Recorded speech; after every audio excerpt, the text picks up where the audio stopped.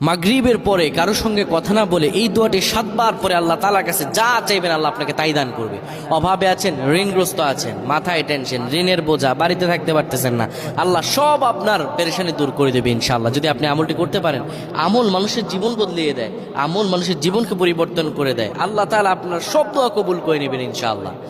মাগরিব নামাজের পরে কিবলামুখী হয়ে থাকবেন, কারো সঙ্গে কথা বলবেন না, কারো সঙ্গে কথা না বলে কিবলামুখী হয়ে আপনি পড়বেন আল্লাহুম্মা আজিরনা মিনান নার, আল্লাহুম্মা আজিরনা মিনান নার, আল্লাহুম্মা আজিরনা মিনান নার।